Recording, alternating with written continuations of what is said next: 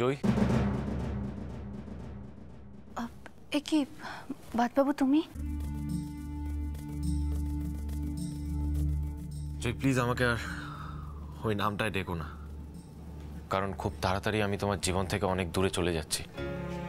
কাজেই ওই নামটাই আমাকে ডেকে কোনো কাজ নেই, কোনো মানেই হয় না। তাহলে কি বলার জন্য এসেছো? দেখো, আমি তোমাকে এটুকুই বলতে চাই যে আমার আর তোমার যে ডিভোর্সটা হচ্ছে, তুমি ভেবো না যে তারপর আমি তোমার আর কোনো দায়িত্ব নেব না। তোমার খোরপোশের টাকাটা আমি মাসে মাসে তোমাকে ঠিক পাঠিয়ে দেবো। কে বললো আমি তোমার খোরপোশের টাকা চাই? দেখো, গরিব মামা মামির কাছে মানুষ হলেও মামা আমাকে একটা জিনিস শিখিয়েছে, জীবনে কারো কাছ থেকে কোনো অসম্মানের দান গ্রহণ করতে নেই। দেখো জয়ী, তোমাকে এই খোরপোশের টাকা দেওয়াটা আমার দায়িত্বের মধ্যে পড়ে, আর আমি আমার দায়িত্বকে কখনোই অস্বীকার করতে পারি না, করতে চাইও না। বাই দ্য ওয়ে, তোমাকে আরেকটা সাজেশন দেওয়ার ছিল, সেটা হচ্ছে এই যে তোমার আর আমার ডিভোর্সটা হচ্ছে না, এটা একটু শান্তিপূর্ণভাবে হোক। তাই আমার রিকোয়েস্ট, তুমি প্লিজ এটা নিয়ে রিয়্যাক্ট করো না, কারণ এই জিনিসটা তো খুব সুখকর নয়। বুঝতেই পারছো, পাড়ার প্রতিবেশীরা, আত্মীয় স্বজনরা সবাই এটা নিয়ে মজা করবে, আমাদেরকে হাসির খোরাক বানাবে। তাই বলছি, যাই হোক না কেন সেটা যেন নীরবে শান্তিপূর্ণভাবে হয়। ব্যাস এটুকুই বলার ছিল। Hope you understand.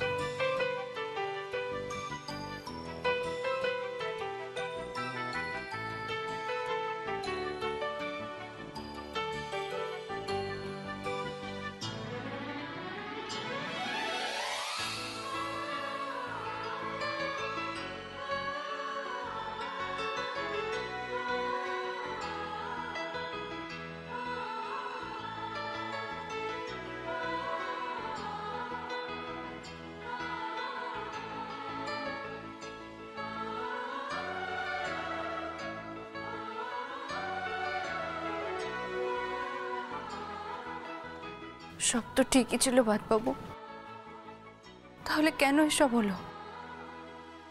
কেন? এখন তো আমার বোনের জন্য, বাবার জন্য খুব চিন্তা হচ্ছে, খুব।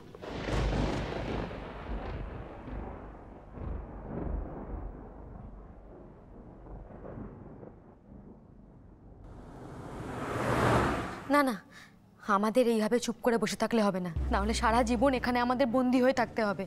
কোনোদিনও আমরা এখান থেকে পালাতে পারবো না, আমরা মুক্তি পাবো না কোনোদিনও, তোমরা বুঝতে পারছো? তোরা অল্প বয়সী, আমরা আমরা বুড়ো বুড়ি তোদের সাথে পালাবো কেমন করে? বল কেমন করে পালাবো? তাছাড়া বাইরে ওই রক্ষসের লোকজন ঘোরাঘুরি করছে। পালানোর কথা আমিও ভেবেছিলাম রিয়া, কিন্তু যত দিন যাচ্ছে ব্যাপারটা আরো অসম্ভব বলেই মনে হচ্ছে। ওদের নজর এড়িয়ে কিছু করা খুব মুশকিল। কিন্তু আমি একটা অন্য জিনিস ভাবছি। আমি ভাবছি যদি দিদির কাছে কোনোভাবে এই খবরটা দেওয়া যায় যে আমরা এখানে আছি। সেটা কি করে সম্ভব? কি করে খবর দেবে মা যে আমরা এখানেই আছি? সেটাই তো বুঝতে পারছি না, কি করব আমি, আমার কিছুই মাথাতে আসছে না, আমি বুঝতে পারছি না। আস্তে আস্তে কেউ আসছে মনে হচ্ছে। শোনো, এইসব বিষয় নিয়ে আর কোনো কথা নাই, ঠিক আছে? একদম চুপ।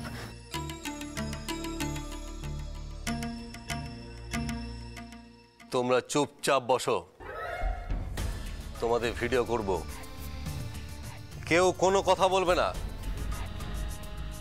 কেন ভিডিও করবে? কেন? বসের হুকুম, তাছাড়া এত কথা কিসের? যা বললাম তাই শোনো, চুপচাপ বসে থাকবে।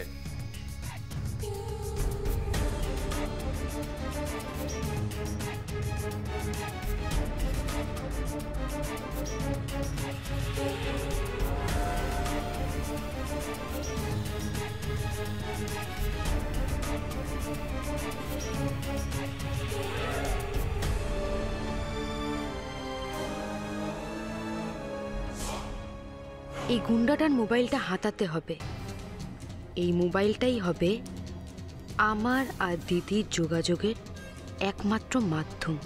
কিন্তু কিন্তু এমনভাবে কাজটা করতে হবে যেন গুন্ডাটা কিছু না বুঝতে পারে।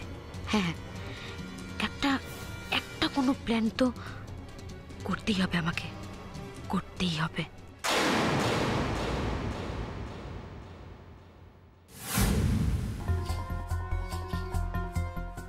ও, আপনি এখনো এ ঘরে আমার জন্য অপেক্ষা করছেন? ভালোই হলো। তাহলে শুনে রাখুন, আপনার কথা মতো আমি কাজটা করে দিয়ে এসেছি। ওই ঘরের রেকর্ডারটা ফিট করে দিয়েছি। জয়ী এবার যা বলবে আপনি সব জানতে পারবেন। বাহ, তুমি তো গরিব কর্মা ছেলে, হ্যাঁ? খুব বাধ্য ছেলে। আমি এ ঘরে আছি তোমাকে এই ভিডিও রেকর্ডিংটা দেখাবো বলে। আজকের তারিখ, এখনকার সময়, বুঝতেই পারছো রেকর্ডিংটা সবে করা হয়েছে।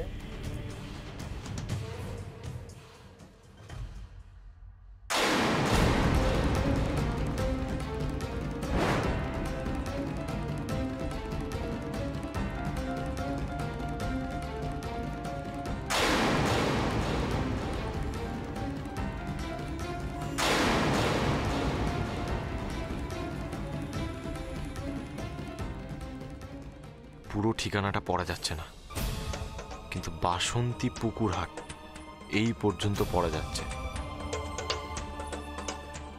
বাসন্তী পুকুরহাট কোথায় সেটাই আমাকে খুঁজে বার করতে হবে।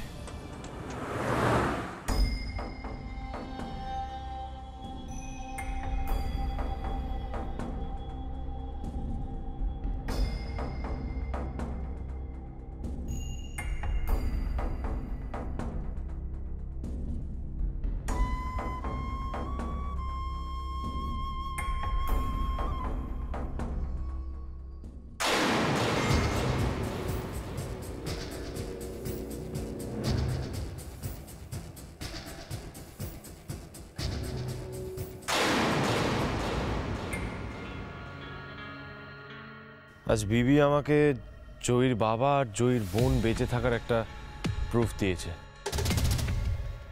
ওদের রিসেন্ট একটা ভিডিও আমাকে দেখালো, যেখানে আমি একটা ক্যালেন্ডার লক্ষ্য করলাম, যেখানে লেখা ছিল বাসন্তী পুকুরহাট। হ্যাঁ, আমি বুঝতে পারছি ব্যাপারটা হয়তো আন্দাজে ঢিল ছড়ার মতো হয়ে যাচ্ছে। একটা জায়গার ক্যালেন্ডার অন্য কেউ আরেকটা জায়গায় লাগাতেই পারে। আসলে ডুবন্ত মানুষ যখন খড়কুটো হাতের সামনে পায় তখন সেটাকেই বেঁচে থাকার জন্য আঁকড়ে ধরে। আর সব থেকে বড় কথা, ওই বাইকের নাম্বারটা ছাড়া আমাদের কাছে তো আর কোনো সূত্রও নেই। মানে যেই বাইকটায় করে দুষ্কৃতীরা সুমনা ম্যাডামকে খুন করতে এসেছিল, আবার ওই বাইকটায় করেই পালিয়ে গেছিল। তাই আমার মনে হয় বাসন্তী পুকুরহাট জায়গাটা কোথায়, আমরা যদি তার সন্ধান পাই তাহলে রিয়াদের সন্ধান পেলেও পাওয়া যেতে পারে। এগুলোই বলতে এসেছিলাম আর কি। আসলে আমার ফোন করতে খুব ভয় লাগছিল। বলা তো যায় না, বিবি হয়তো আমার ফোন ট্রেস করে রেখেছে। ও এখন ঘুমোচ্ছে, আমি তো এখানে এসেছি। যাই হোক, রাত অনেক হয়েছে, আমাকে এখন ফিরে যেতে হবে। বলা যায় না আবার কখন ধরা পড়ে যায়।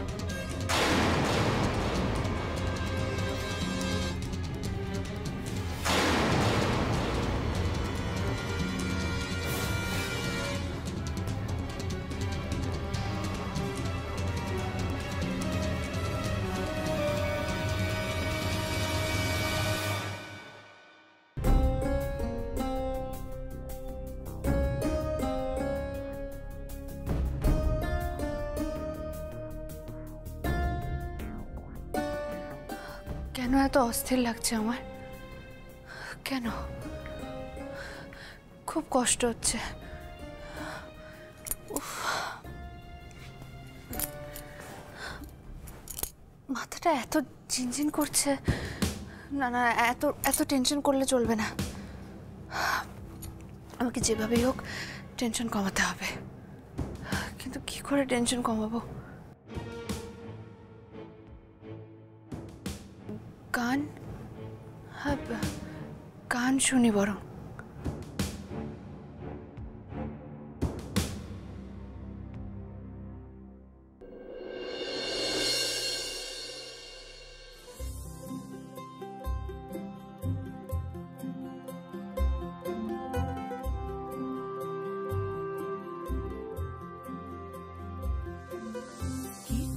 চাইনি আমি আজীবন ভালোবাসা ছাড়া,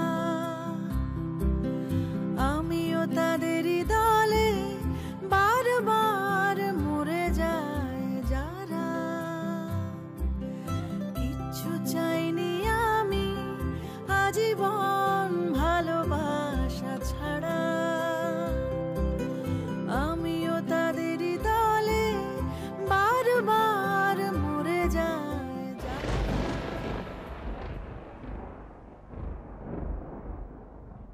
রিভু এত রাতে কোথায় গিয়েছিল? কার সঙ্গে দেখা করতে? রিভু কি আমার সঙ্গে ডাবল ক্রস করছে? জয়ীর সঙ্গে বাইরে দেখা করার জন্য বেরোয়নি, কারণ জয়ী তো ঘরেই আছে। মনে হচ্ছে তলে তলে জয়ীর সঙ্গে ওর না, ওর আঁতাত হয়নি। যদি আঁতাত হতো তাহলে তো আমি বুঝতে পারতাম। না না, রিভু আর জয়ীর ভুল বোঝাবুঝি মিটে যায়নি। রিভু যখন অফিসে যায়, আমার লোক ওকে নজরে রাখে। ওর ফোনের কল লিস্ট পাওয়ার ব্যবস্থাও আমি করেছি। জয়ীর সঙ্গে যে ও তলে তলে কোনো প্ল্যান করছে এটা সম্ভব নয়। ম্যাক্সিমাম সময়টা ও আমার লোকেদের চোখে চোখে থাকছে। তাহলে কার সঙ্গে দেখা করতে গিয়েছিল? না না, এবারে এই খেলাটা শেষ করে দিতেই হবে। শুধু শুধু স্বর্ণেন্দুদের বাঁচিয়ে রেখে আর কোনো লাভ নেই, শেষ করে দিতে হবে। একই সঙ্গে শেষ করে দিতে হবে রিভুকেও।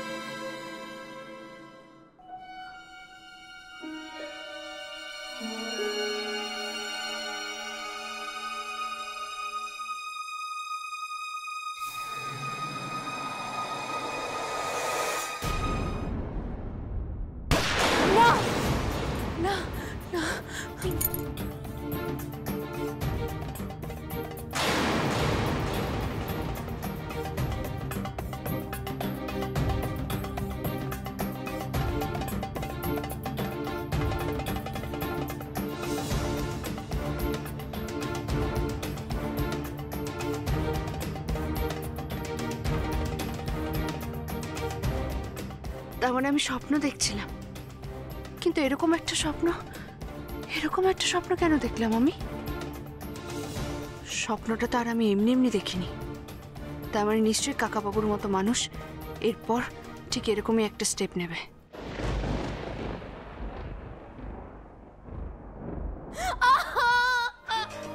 আমি পারছি না, আমার খুব পেটে ব্যথা করছে। আমি উঠে যাবো। কেউ আছেন? কেউ আছেন? ওগো, ওগো, কে কোথায় আছো? একটু এসো না।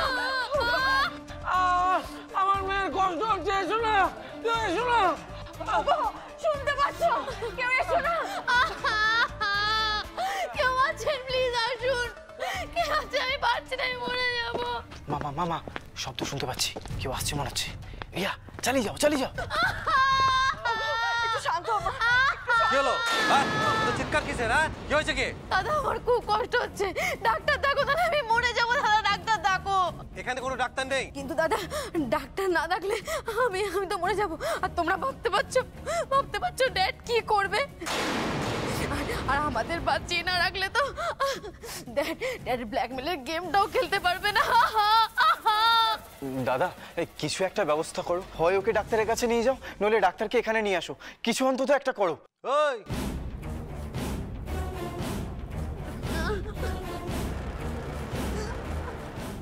তুই চুপ কর, তোকে কে কথা বলতে বললো? দাদা দাদা প্লিজ দাদা, আমার খুব কষ্ট হচ্ছে দাদা।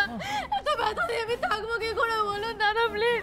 মেয়েটার অবস্থা দেখো না, মেয়েটার কষ্ট তুমি দেখতে পাচ্ছ না?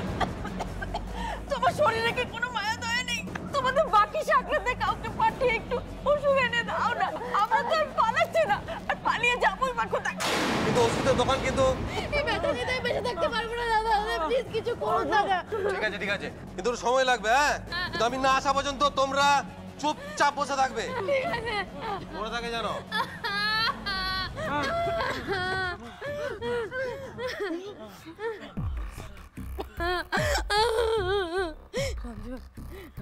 এসএমএসটা করেছো? এত কম সময়ের মধ্যে কি আর লিখবো, শুধু লিখেছি হেল্প। বলছি বাবা বাবা ওই ওই ওই পাঠালে কাকে পাঠালে গো? ওই তো রিয়া যাকে বললো, সাক্ষ্যবাবুকে। আচ্ছা এসএমএসটা ডিলিট করেছো তো? হ্যাঁ সে আর বলতে। যাক, এবার যদি মোবাইল নাম্বারটা ট্রেস করে তাহলেই একমাত্র বুঝতে পারবে আমরা কোথায় বন্দি আছি। এটাই একমাত্র আমাদের আশা, একমাত্র আশা আমাদের। আমি পেপার সমস্ত রেডি করিয়ে এনেছি। এইবার রিভিউ বাবু যদি এটার উপর সাইন করে দেয় তাহলে একটা কাজ মেটে। তারপর ওনার ওয়াইফ সই করলে আমরা প্রসেসটা শুরু করতে পারবো। আচ্ছা আমি একটা কথা জিজ্ঞাসা করছিলাম, মানে এই প্রসেসটা কমপ্লিট হতে কতদিন সময় লাগতে পারে? দেখুন এটা তো একদিনে মিটে যাবার মতো কেস নয়, কাজেই সময় তো একটু লাগবেই। চটজলদি কিছুই হবে না। আমি ভাবতে পারছি না যে কয়েকটা দিনের মধ্যে পরিস্থিতি এরকম আমূল বদলে যাবে। আমি কল্পনায় আনতে পারছি না। পার্থ, কি আর করবি বল? ওই যে কথায় আছে না, গড়তে সময় লাগে, ভাঙতে এতটুকু সময় লাগে না। তবে একটা ব্যাপারে নিশ্চিত থাকতে পারিস, যেটা হচ্ছে সেটা কিন্তু মঙ্গলের জন্যই হচ্ছে। হ্যাঁ, মাঝে মাঝে আমারও খারাপ লাগে, নিজেকে অপরাধী বলে মনে হয়। আসলে জয়ী তো খারাপ মেয়ে নয়, ও তো ভালো মেয়ে। ওর মাথাটা গুলিয়ে দিচ্ছে তো একজন, ওই সাক্ষ্য। ওই সাক্ষ্যই তো যত নষ্টের গোড়া। ওই তো ওকে দিয়ে প্রেস কনফারেন্স করালো, আবার জুইকে একেবারে সকলের সামনে হাসির পাত্রী করে তুলল। তাতে আমার যা বদনাম হবার তা তো হলোই, কিন্তু তোদের ফ্যামিলির মুখটা কিভাবে পুড়লো বলতো? জাগে এসব পুরনো কথা তুলে আর লাভ নেই। যা হবার তা হয়ে গেছে, এখন আর হাউতাশ করে লাভ কি?